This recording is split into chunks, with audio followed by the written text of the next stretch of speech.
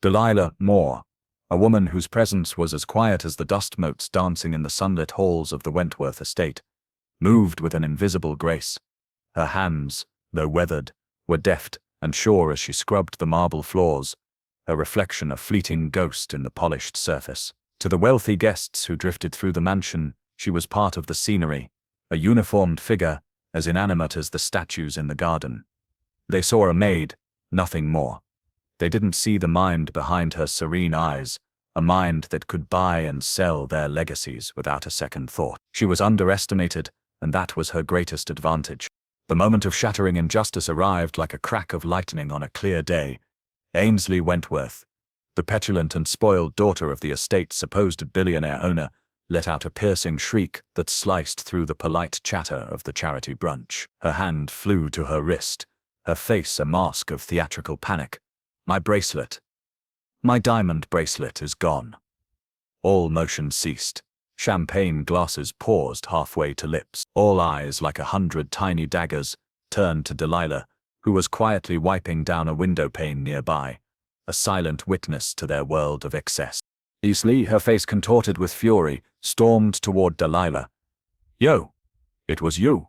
she screamed, her voice echoing in the sudden, vast silence of the courtyard. The accusation hung in the air, thick and poisonous. Delilah straightened up slowly, her expression calm, her posture unwavering. She was a rock in the middle of a raging river. But what no one in that courtyard knew, what the arrogant heiress could never have imagined, was that the quiet maid held the true power. She wasn't just a servant in this house, she was its owner. The deed to the entire sprawling estate, every last brick and blade of grass, was tucked away safely, bearing her name. The snobs and the power players were about to learn a lesson in humility, their worlds tilting on the axis of a truth so profound it would leave them breathless. Their jaws would drop, their faces would drain of color, and they would finally understand what real class and real power truly looked like. Before we find out what happens next, let us know in the comments where you're watching from. And if this story is already hitting home, make sure you hit that like button. The air in the Wentworth courtyard was thick with the scent of expensive perfume and blooming roses, a sweetness that soured in the face of Ainsley Wentworth's raw, unprocessed rage. Her shriek had not just broken the peace, it had fractured the very illusion of civility that held the brunch together. Guests, moments before engaged in lazy, self-congratulatory conversation, now stood frozen, their faces a mixture of shock and morbid curiosity. They were a flock of beautifully dressed vultures, sensing a kill. Ainsley, the apex predator in this manicured jungle, had her prey in sight. She marched across the manicured lawn, her heels sinking slightly into the perfect grass, each step a testament to her fury. She stopped just inches from Delilah, her chest heaving. My bracelet, she repeated, her voice lower now, laced with venom. The one my father gave me. It's worth more than you'll make in your entire miserable life. Where is it? Delilah placed her cleaning cloth deliberately on the edge of a marble planter. She met Ainsley's wild eyes with a calm that was both unnerving and, to Ainsley, infuriatingly defiant. "Man, I'm not sure what you're talking about," Delilah said, her voice even and clear, carrying across the silent courtyard. "What is wrong?" The simple question seemed to ignite Ainsley's fury into a full-blown inferno. "What's wrong?" she screeched, her voice climbing into a hysterical register. "What's wrong is that we have a thief in a uniform in our home. You think you can just come in here and help yourself to our things?" She pointed a trembling, accusatory finger at Delilah's face. "You're the only one who was near the fountain where I left it. The only one." Without warning, Ainsley's hand shot out and slapped the cleaning rag from the planter's edge. It fluttered to the ground, a small, forgotten flag of surrender. "I want her searched," Ainsley commanded, her eyes sweeping over the assembled guests, daring any of them to challenge her. A collective gasp rippled through the crowd. A few of the more prominent guests exchanged uncomfortable glances. This was more drama than they had bargained for. It was raw, ugly, and distressingly real. The house manager, a man named Mr. Davison who prided himself on his unflappable demeanor, hurried forward. His face was pale, his lips pressed into a thin, anxious line. He was caught between the unbreakable rule of pleasing the Wentworths and the blatant, horrifying injustice of the scene unfolding before him. "Miss Wentworth," Perhaps we should handle this privately, he murmured, attempting to de-escalate the situation. Privately? No, Ainsley scoffed, turning her wrath on him. I want everyone to see what happens to people who steal from us. I want her humiliated, search her pockets, and then fire her, get her off my property immediately. Mr. Davison looked at Delilah, a silent plea in his eyes. He saw no guilt in her face, only a profound, unshakable stillness. But he was a man who understood the architecture of power, and in this house, Ainsley's word was law. He gave a weak, almost imperceptible nod to one of the security guards who had begun to move in from the periphery. Delilah simply stood there. She did not resist. She did not protest. She did not confirm or deny the accusation. She held her silence like a shield, her dignity an invisible armor that Ainsley's venom could not penetrate. The security guard, a young man who looked deeply uncomfortable, approached her hesitantly. He avoided her eyes, his own gaze fixed on a point somewhere over her shoulder. He performed a cursory, almost apologetic pat-down of her simple uniform pockets, finding nothing but a folded piece of tissue and a tube of hand lotion. Ainsley was undeterred. The absence of evidence was not proof of innocence. It was proof of cunning. She probably stashed it somewhere, she sneered, her voice dripping with contempt. It doesn't matter. Her presence here is a disgrace. I want her gone. Now. Her command was absolute. Mr. Davison, his spine having dissolved entirely, nodded again. Of course, Miss Wentworth. As you wish. He turned to Delilah, his face a mask of regretful duty. You heard her. You need to leave. The words were a death sentence to a person's livelihood, delivered on the whim of a spoiled child. The guests began to whisper amongst themselves, the initial shock giving way to a low hum of gossip. They had their story for the week. Ainsley wasn't finished. She wanted to make an example of Delilah, to turn her into a monument of her own power. She grabbed Delilah's arm, her fingers digging into the fabric of the uniform, and began to drag her toward the center of the courtyard. The move was so aggressive, so devoid of basic human decency, that it silenced even the most hardened gossips.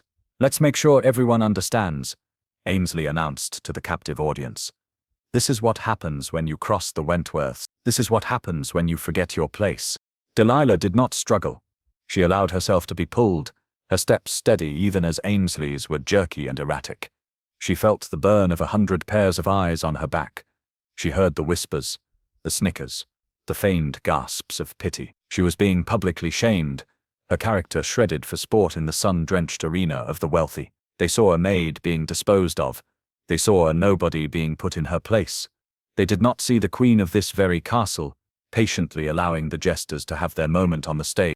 From a distance, partially hidden behind a meticulously trimmed hedge of bougainvillea, Miguel Rivera watched the entire spectacle unfold. His pruning shears hung limp in his hand. A knot of anger and helplessness tightened in his stomach. Miguel, the young gardener, was another one of the estate's invisible people. He saw everything. He knew the rhythms of the house, the secret scandals, the hidden kindnesses, and the open cruelties. He had seen Ainsley earlier that morning, flustered and distracted by a phone call, carelessly dropping the diamond bracelet near the base of a large terracotta flower pot, as she gestured dramatically. He knew Delilah was innocent, but he also knew the price of speaking up. His job, the one that supported his family, hung in the balance. He watched as Mr. Davison formally dismissed Delilah, his words a hollow echo, in the grand courtyard. He watched as Delilah was told to collect her things from the staff quarters and vacate the premises within the hour. Through it all, Delilah's composure never cracked. She simply nodded, a small, almost imperceptible dip of her head. She turned to leave, her back straight, her stride measured. She didn't look at Ainsley, she didn't look at the crowd. She walked toward the service gate, a solitary figure of immense dignity in a sea of disgrace. Just before she passed through the gate, she paused. She turned back, her gaze sweeping over the scene one last time. It wasn't a look of sadness or defeat. Her eyes, cold and unreadable, held a glint of something else entirely. It was the look of a strategist surveying the battlefield just before the final decisive move. It was the look of a lioness, patiently observing the hyenas fighting over a scrap, knowing the entire savannah belonged to her. Then she was gone, leaving behind a silence that was heavier and more damning than all the shouting that had come before. 1 week earlier, the air had smelled not of roses and champagne, but of aged paper and expensive leather. Delilah Moore sat across a vast mahogany desk from her lawyer, a man named Arthur Vance, whose spectacles sat perched on the end of his nose, giving him a perpetually quizzical look. The office was on the 50th floor of a downtown skyscraper, a world away from the manicured lawns of the Wentworth estate. The silence here was one of immense, concentrated power. Spread between them on the desk were a stack of legal documents, thick enough to stop a door, their pages filled with the dense, arcane language of high-stakes corporate acquisition. Arthur tapped a manicured finger on the final signature page of the main agreement. Delilah, are you absolutely certain about this? It's unorthodox. His voice was laced with a genuine paternal concern. He had managed her legal affairs for over a decade, watching her build a commercial cleaning empire from a single mop and bucket into a multi-million-dollar corporation with holdings across the state. He had seen her make bold, audacious moves, but this was different. This was personal. Delilah smiled, a slow, knowing smile that didn't quite reach her eyes. Arthur, when have I ever been orthodox? She picked up a heavy, gold-plated pen from the desk, its weight a satisfying anchor in her hand. The Wentworth family ran their legacy into the ground. They were over-leveraged, arrogant, and believed their name was a substitute for a sound business plan. The bank foreclosed, and we picked up the estate for pennies on the dollar through the shell corporation, just as we planned. She gestured to the papers. It's all legal. It's all done. The estate is mine. I'm not questioning the legality, Delilah. I'm questioning the sanity, Arthur countered, leaning forward. You own one of the most prestigious properties in the state. You could move in tomorrow, announce yourself as the new owner, and send the entire Wentworth clan packing. Instead, you've arranged to have yourself hired on as a temporary maid. You'll be scrubbing toilets in a house you own. Forgive me for being blunt. But why? Delilah paused, her eyes looking past Arthur, through the floor-to-ceiling window at the sprawling city below. She saw the countless windows of countless buildings, and in each one she knew there were people working, striving, dreaming, and being overlooked. Because, Arthur, she said, her voice dropping to a near whisper, character is not revealed when you're standing in the spotlight. It's revealed in the shadows. It's revealed in how you treat the person you believe has no power. She brought her gaze back to him, her eyes sharp and focused. I'm not just buying a piece of property, I'm inheriting a community. There are dozens of people whose livelihoods depend on that estate. Cooks, gardeners, security, housekeepers. For years they've lived under the thumb of the Wentworths, specifically that daughter, Ainsley. I've read the reports. High staff turnover, complaints of verbal abuse, a culture of fear. I need to know who these people are. I need to see them with my own eyes. She leaned forward, her voice filled with the quiet conviction that had defined her entire life. I want to see who is decent when they think no one of importance is watching. I want to know who is cruel when they feel they have the power to be. I want to see how Ainsley Wentworth, the princess in her crumbling castle, treats the people she believes are beneath her. Because once I step out of the shadows, everything will change, and I need to know who deserves to be a part of the future I'm building there.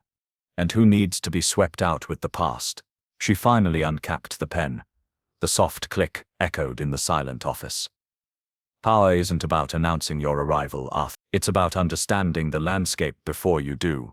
Consider this 1 week of maid service, my due diligence on the human soul. With a firm, decisive stroke, she signed her name. Delilah Moore, owner. Her decision to walk into the lion's den wearing the skin of a mouse was not born from a whim. It was forged in the fires of a lifetime of being underestimated. Delilah's memory was a library of slights, of being looked past, of being dismissed. She remembered her childhood, growing up in a small, forgotten corner of the city, where dreams were considered a luxury. She remembered the guidance counselor in her high school, who had glanced at her application for a prestigious scholarship, handed it back, and said, "Let's be realistic, Delilah. People like you are better suited for vocational work." The words, meant to crush her spirit, had instead become fuel. She had worked. Lord, how she had worked. Her first job was cleaning houses for wealthy families in the very neighborhood she now owned property in. She remembered the sting of bleach on her knuckles, the ache in her lower back after a 10-hour day, the sting of being ignored by the homeowners who would talk around her and over her as if she were a piece of furniture. They didn't see the keen observer who was learning their habits, their preferences, their weaknesses. They didn't see the budding entrepreneur who was studying how they managed their lives, their businesses, their money, and taking meticulous mental notes on their successes, and more importantly, their failures. She saved every spare dollar, living a life of monastic frugality. She took night classes in business administration and accounting. She used her meager savings to start her own small cleaning service, just her and a bucket of supplies in the trunk of a beat-up sedan. But she was different. She didn't just clean, she managed. She offered a level of professionalism and reliability her competitors couldn't match. She treated her first few employees with the dignity and respect she had been denied, paying them a fair wage and offering them a share in the company's success. Her business grew, slowly at first, then with explosive force. She expanded from residential cleaning to commercial contracts, securing deals with office buildings, hotels, and eventually, entire corporate campuses. She became Delilah Moore, CEO of Moore Clean Enterprises, a multi-millionaire with a diverse portfolio of holdings that spanned real estate, logistics, and private equity.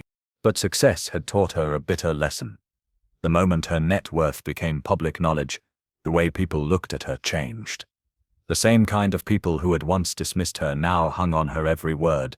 They laughed too loudly at her jokes. They sought her opinion on subjects they knew nothing about. They saw her money, her status, her power. They no longer saw her. Status, she realized, was a blinding light. It obscured the truth of a person's character. It created a world of sycophants and flatterers, a world where genuine connection was impossible. This was why she was now wearing a simple blue uniform, her hair tied back in a plain scarf. The Wentworth estate was more than an acquisition. It was a test case. It was a laboratory where she could strip away the blinding light of her own status and see people for who they truly were. She needed to know who was loyal, who was kind, who was hardworking, and who was poisoned by the arrogance of the old regime. Ainsley was the primary subject of this experiment, but not the only one. The house manager, the security guards, the kitchen staff, they were all under her silent, watchful microscope. This week of humility was her final exam before taking her throne. She would decide who would be part of her new kingdom, and who would be exiled. It was a quiet, personal crusade, a way to prove to herself that the girl who was told to be realistic had in fact reshaped reality itself. In the hours following Delilah's humiliating dismissal, a heavy gloom fell over the staff quarters of the Wentworth estate. The usual banter and camaraderie were gone, replaced by hushed whispers and anxious glances. They all knew an injustice had occurred. They had all seen Ainsley's cruelty and Delilah's quiet dignity. But they were all trapped in the same web of fear and financial dependency. To speak up was to risk their jobs, and in this economy, a job at the Wentworth estate, for all its toxicity, was still a lifeline. Miguel Rivera felt the weight of this silence more than anyone. His hands, usually so steady and sure as they worked the earth, felt clumsy and useless.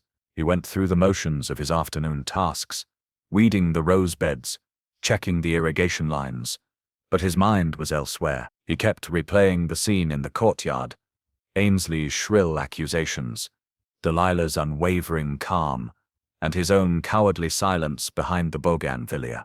The image of the bracelet, glinting innocently in the dirt by the terracotta pot, was burned into his memory. His conscience was a relentless tormentor. He had liked Delilah. In the short week she had been there, she had shown more kindness than he had seen from the Wentworth family in 5 years. She always had a warm smile for the grounds crew. She learned their names. One sweltering afternoon, she had brought out a tray of cold water and lemonade for his team. A simple act of generosity that felt monumental in a place where the staff were treated like invisible machinery. He knew she had even shared her own packed lunch with one of the undocumented day laborers who often worked on the far edges of the property. A man most of the other staff, and certainly the Wentworths, pretended not to see. Defending Delilah was the right thing to do, but was doing the right thing worth losing his ability to send money back to his mother, Was it worth the risk of being blacklisted from other jobs in this town where the Wentworth name still carried immense, though fading, weight? As the sun began to set, casting long shadows across the perfect lawns, Miguel's inner turmoil reached a breaking point. He couldn't live with the silence. He couldn't let an innocent woman be branded a thief because he was too afraid to speak the truth. His decision made, he walked with a new sense of purpose back to the courtyard. The party guests were long gone, the remnants of their champagne flutes and canapé plates cleared away. The courtyard was quiet now. He knelt by the large terracotta pot where he had seen Ainsley drop the bracelet. Pushing aside a few decorative ferns, his fingers brushed against the cool, familiar links of the diamond bracelet. It was there, just as he had remembered. He picked it up, its weight feeling heavy in his palm. A heavy burden of truth. He closed his fist around it and walked with determined steps toward the small, modest guest houses at the back of the property, where the temporary staff were housed. He knocked on the door of the last one, his heart pounding a nervous rhythm against his ribs. Delilah opened the door. She was no longer in her maid's uniform. She wore simple slacks and a soft cotton sweater. Her hair was down, framing a face that looked weary but resolute. She did not look surprised to see him. "Miguel," she said, her voice calm and welcoming. Without a word, Miguel opened his hand and held out the diamond bracelet. "I saw her," he said, his voice barely a whisper. "I saw Miss Wentworth drop it this morning. She was on the phone angry about something. She just dropped it. You are innocent. I will go to Mr. Davison. I will tell him what I saw." A small, sad smile touched Delilah's lips.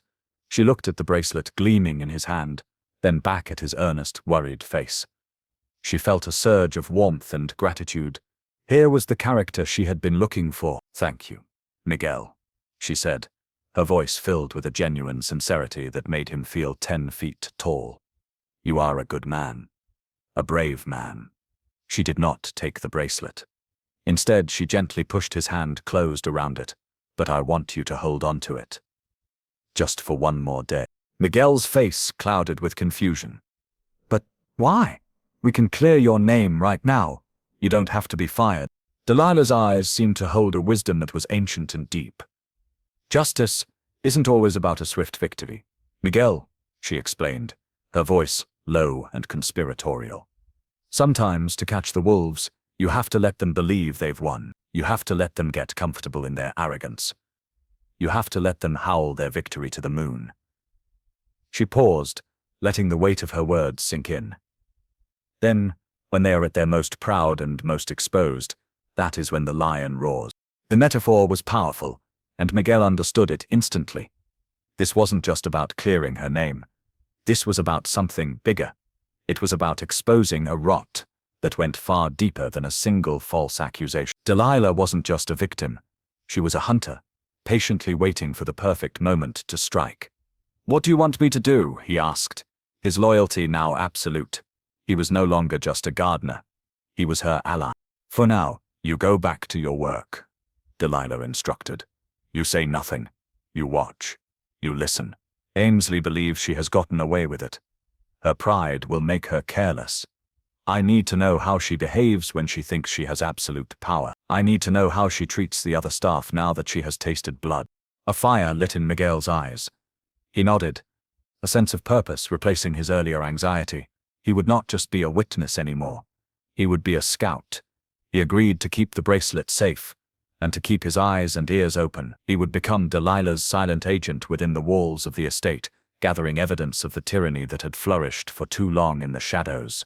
He left Delilah's guest house that night, not with a burden, but with a mission. The wolves were howling, but the dawn was coming, and with it, the roar of the lion. Ainsley Wentworth, meanwhile, was floating on a cloud of triumphant self-regard. The incident at the brunch had, in her mind, solidified her position as the true authority of the estate. She felt powerful, decisive, and utterly justified. In the days that followed, she reveled in her victory, completely oblivious to the quiet storm gathering on the horizon. She became a champagne-soaked queen, holding court with her coterie of equally shallow and wealthy influencer friends. "You should have seen her face," Ainsley recounted for the 5th time. Lounging by the main pool while a cabana boy carefully adjusted her umbrella, her friends, whose lives were a curated feed of famed perfection, listened with rapt attention, their phones held at the ready to capture any snippet of drama for their followers. Just blank, no emotion, like some kind of ghetto robot. It was pathetic. She took a delicate sip of her mimosa. I told Davison, you can't trust these people, you let one in, and they think they can just take whatever they want. I put that thief in her place, and I'd do it again.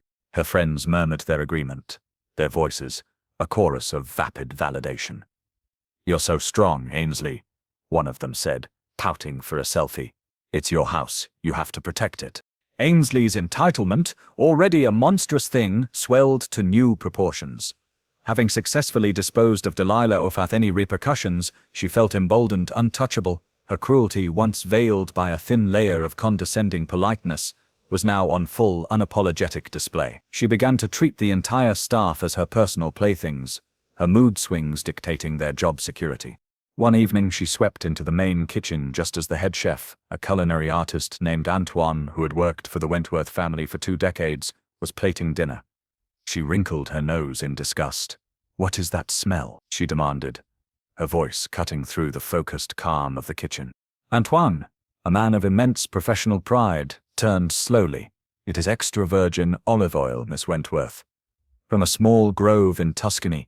I am searing the scallops," Ainsley scoffed, waving a dismissive hand. "It smells cheap. It smells like something a short-order cook would use. From now on you are only to use the Algerian reserve oil my father imports. And if I catch you using this cheap swill again, I'll have you replaced by someone who actually listens." She turned and swept out, leaving behind a stunned kitchen crew and a chef whose face was a thundercloud of suppressed rage. Antoine had tolerated years of the Wentworths' eccentricities, but this was a direct assault on his craft, an insult so profound it felt like a physical blow. He said nothing, but his hands, usually so steady, trembled slightly as he finished the plates. Miguel, who had been passing by the kitchen entrance, saw the entire exchange and made a quiet mental note. The list was growing. Ainsley's reign of terror was not confined to the kitchen. She berated a young housemaid for leaving a single fingerprint on a glass tabletop, threatening to dock her pay. She screamed at a stable hand for shoeing a horse in the wrong order, despite him following veterinary guidelines. She was a petty tyrant on a rampage, and with each act of casual cruelty, she was unknowingly tightening the noose around her own neck. Her arrogance was a beacon, and Delilah's team, now silently monitoring the situation, was taking it all in. A few days later, Ainsley decided to host another gathering. This time it was a more formal affair, a fundraising dinner held inside the estate's magnificent ballroom for the Wentworth Family Foundation. Dressed in a glittering evening gown, she stood at a podium, delivering a saccharine speech about the importance of philanthropy and giving back to the community. "It is our duty as people of means," she said, her voice filled with a self-important gravity, "to lift up those less fortunate, to offer a hand of support, to show compassion." The hypocrisy was breathtaking. As she spoke of compassion, the waitstaff, hired for the evening, moved silently through the room, their faces carefully blank. Miguel, however, was not on the waitstaff. On Delilah's instruction, he had been assigned a simple security post near the ballroom service entrance, a perfect vantage point to observe and, more importantly, to listen. Tucked inside his uniform jacket was a small, high-fidelity recording device, provided to him by one of Delilah's discreet security consultants. During a break in the speeches, Ainsley cornered the catering manager near Miguel's post. She was furious that the champagne being served was not the vintage she had specifically requested. Her voice, no longer the smooth, philanthropic tone from the podium, was a low, vicious hiss. "Are you incompetent?" she seethed, her words a poisoned dart. "This is an insult to my guests." She then gestured dismissively toward a young Hispanic waitress who was refilling water glasses nearby. "And her," Ainsley continued, her voice dripping with disdain. "I want you to watch her. She looks like a glorified cleaning lady with no papers. Probably pocketing the silverware." The words "sharp" and "ugly" were captured perfectly by the device in Miguel's pocket. It was the final piece of the puzzle, the undeniable proof of Ainsley's deep-seated prejudice and malice. But Ainsley wasn't the only one being listened to. At a table near the back of the ballroom sat a man named Mr. Caldwell, a long-serving and highly respected member of the Wentworth Family Foundation's board of directors. He was an old-school gentleman who valued integrity and decency above all else. He had been growing increasingly concerned about Ainsley's erratic behavior and her flagrant disrespect for the staff. He had overheard her tirade against the catering manager. The comment about the waitress was the final straw. It was not just rude, it was a potential legal liability that could tarnish the foundation's name. Quietly, he excused himself from his table, stepped out into the grand hallway, and pulled out his phone. He scrolled through his contacts and pressed a name. It was Arthur Vance, Delilah Moore's attorney. The quiet call had been made. The gears of justice were beginning to turn. Outside the grand wrought iron gates of the Wentworth estate, a sleek black car sat parked in the shadows, its engine purring with a quiet, confident power. Inside, Delilah Moore stared at the brilliantly lit mansion, her home, which for the past week had also been her prison and her laboratory. She had shed her disguise. The simple cotton sweater and slacks were gone, replaced by a perfectly tailored charcoal gray suit that spoke of authority and understated elegance. Her hair was styled, her makeup subtle but flawless. She was no longer Delilah the maid. She was Delilah Moore, the magnate, the owner, the final arbiter of fates. Her phone buzzed, vibrating softly against the expensive leather of the car seat. She glanced at the screen. It was Arthur Vance. She answered on the first ring. "Arthur," she said, her voice calm and steady. "Delilah, we have everything." Arthur's voice came through the speaker, crisp and professional. "Caldwell from the Foundation Board just called me. He's apoplectic. He personally witnessed Ainsley's behavior tonight. He's ready to support a full intervention. We have Miguel's recordings. We have sworn statements from the chef and half a dozen other staff members. We have a mountain of evidence." Ainsley has walked right into the trap. A grim satisfaction settled over Delilah. It was not a feeling of joy, but of necessity. She had given Ainsley every opportunity to show a shred of decency, and at every turn Ainsley had chosen arrogance and cruelty. The experiment was over. The results were conclusive. "It's time," Delilah said, her voice leaving no room for argument. "Notify the entire board of the foundation. I want an emergency meeting. Here, at the estate. Tomorrow morning at 10 a.m. sharp. They'll want a reason," Arthur said. "They'll ask what it's about. Tell them it's regarding the immediate future and legal standing of the Wentworth estate and the foundation's continued involvement." Delilah instructed. "And Arthur," she added, a note of steel in her voice, "make sure Ainsley is personally invited. Tell her it's a routine charity update that requires her presence. She mustn't suspect a thing." There was a pause on the other end of the line, and then Arthur's voice returned, filled with a grudging admiration. "Consider it done. The invitations will be sent within the hour." Delilah ended the call and took one last look at the mansion. For a week, she had moved through its halls as a ghost, a nobody. Tomorrow, she would enter as its master. She opened the car door and stepped out into the cool night air. The driver, a member of her own discreet security team, held the door for her. She was no longer hiding. She was no longer observing. She was powerful, calm, and utterly unstoppable. The game was over. It was time for the reckoning.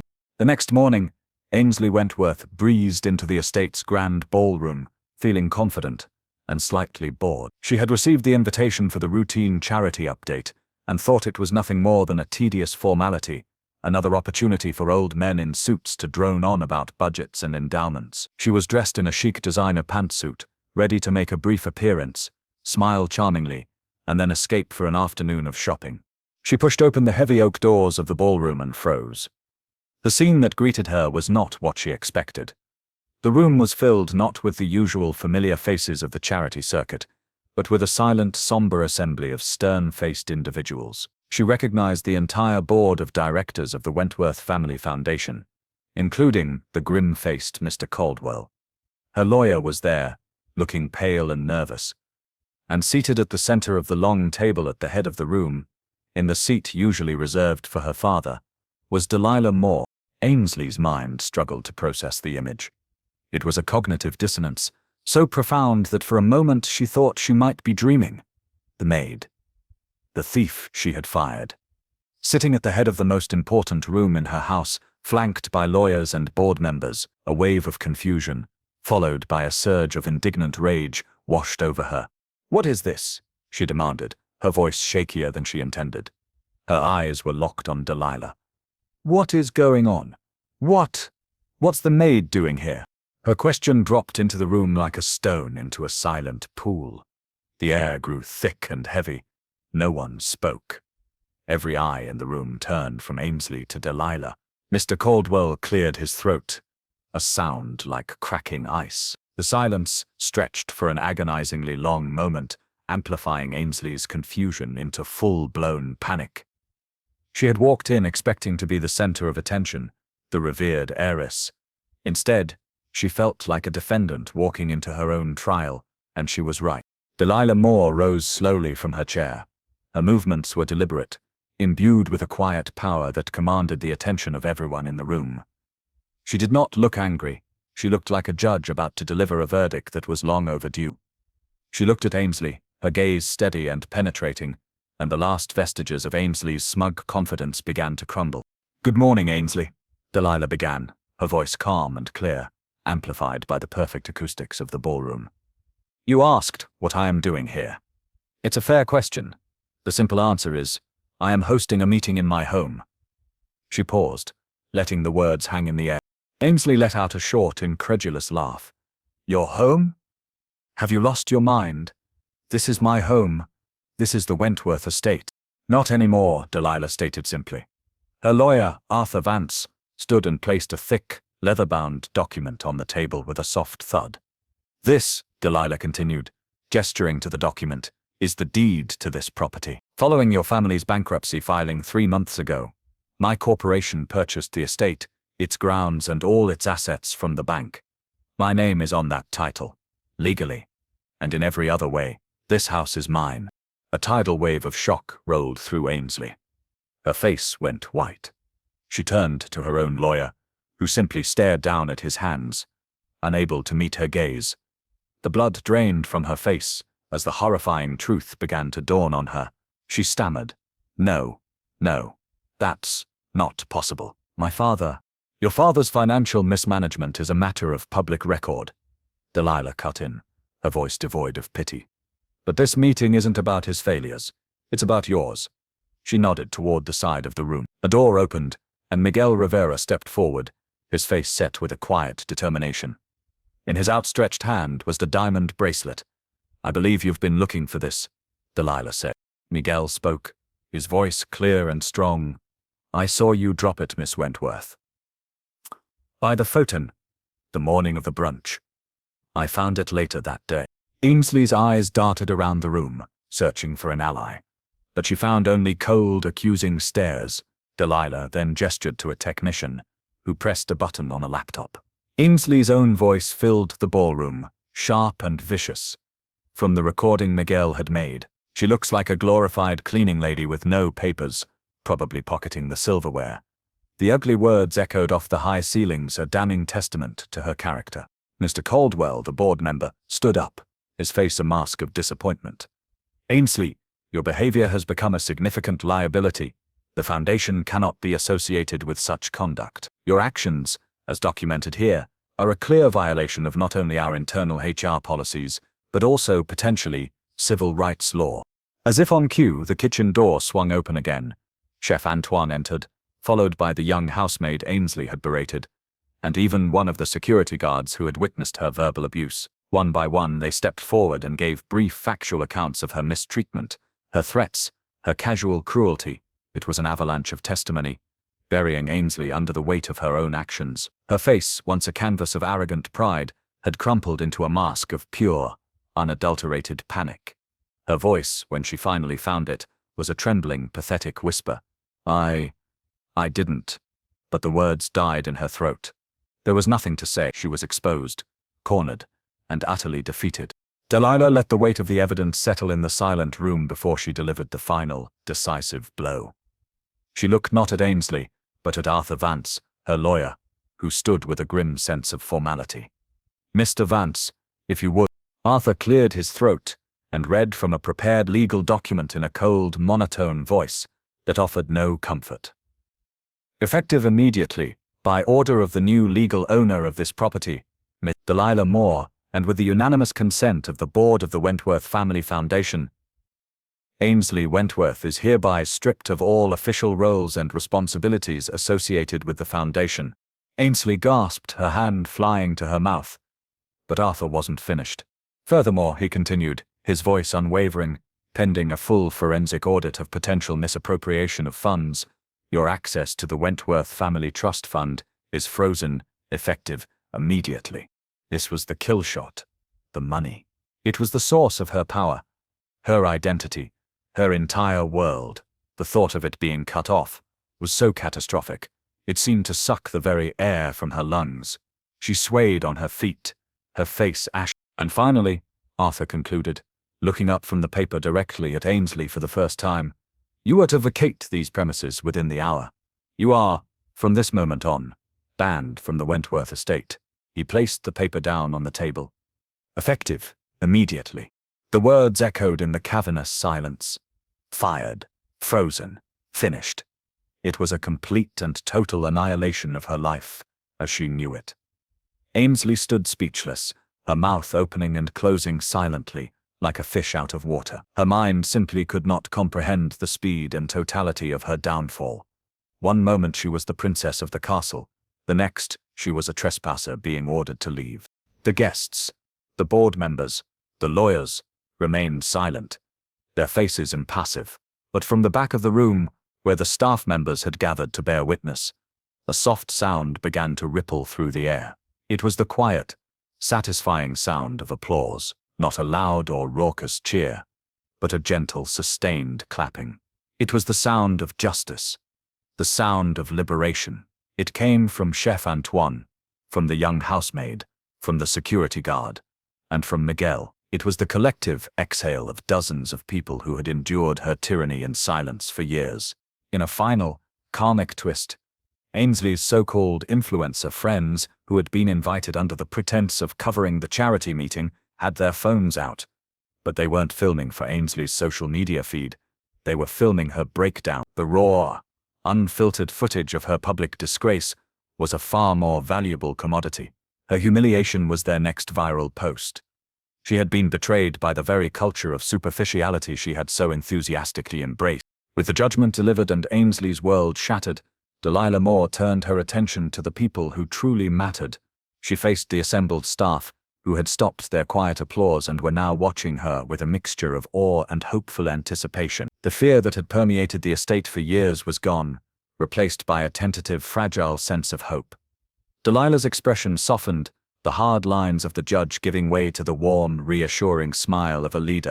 To everyone here, she began, her voice resonating with warmth and respect.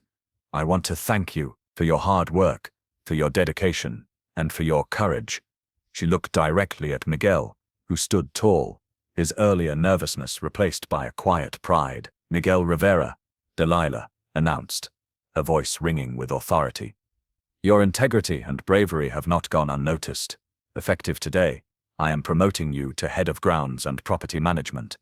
You will be in charge of this entire estate's physical operations. A collective gasp went through the staff, followed by a spontaneous eruption of cheers. Miguel's eyes widened in disbelief, then filled with tears of gratitude. He simply nodded, unable to speak, overwhelmed by the sudden, life-altering change in his fortunes. Delilah smiled and turned her attention to the kitchen staff. Chef Antoine, she said, your talent is the heart of this home's hospitality. From this day forward, the kitchen budget is doubled. You will order your Tuscan olive oil and anything else you require to maintain your standards of excellence. She then looked at the rest of the kitchen crew, and every member of the kitchen staff will receive an immediate 20% raise in salary. More cheers erupted. Chef Antoine, a man not given to emotional displays, removed his chef's hat and bowed his head slightly toward Delilah, a gesture of profound respect and gratitude. This is just the beginning, Delilah continued, her voice filled with promise. Every single worker who was unjustly fired by Miss Wentworth will be contacted and offered their position back, with back pay. We will conduct a full review of all salaries to ensure everyone is paid a fair living wage, because this estate is not just a collection of buildings and gardens, it is a community. And from now on, It will be a community built on a foundation of dignity, respect, and appreciation. The team, from the housemaids to the stable hands, cheered openly now, the sound echoing through the grand ballroom. It was a sound of joy, of relief, of a new beginning. Even the stoic board members looked on, visibly stunned and impressed by Delilah's decisive and graceful leadership. She hadn't just taken control, she had healed a wound. She had transformed a place of fear and toxicity into a place of hope and opportunity, all in a matter of minutes. 2 security guards, members of Delilah's own professional team, approached Ainsley with a detached, impersonal courtesy. "Miss, we've been asked to escort you out," one of them said softly. The reality of her situation finally crashed down on Ainsley with the force of a physical blow. The fight went out of her. Her shoulders slumped in defeat. There were no more arguments to be made, no more threats to hurl. She was nothing. She turned to plead one last time, her eyes scanning the room, but found no sympathy. The board members avoided her gaze, shuffling their papers with sudden interest. Her former friends were still filming, their faces illuminated by the cold glow of their phone screens. Delilah and the staff were already engaged in an animated, hopeful conversation planning the future. Ainsley had already become a ghost in her own past. Wordlessly, she allowed the guards to lead her from the ballroom. Her exit was a walk of shame, a slow, humiliating journey through the home she had always believed was hers. They walked down the grand marble staircase where she had made so many dramatic entrances. They passed through the main hall, its walls lined with portraits of her ancestors, whose stern faces now seemed to accuse her. They finally reached the front courtyard, the very same spot where, just days before, she had publicly humiliated Delilah. She passed the marble fountain, its gently splashing water, a mocking reminder of her own shrieking accusations. The gardeners and other staff who were working outside did not stare or whisper. They did something far more devastating. They ignored her.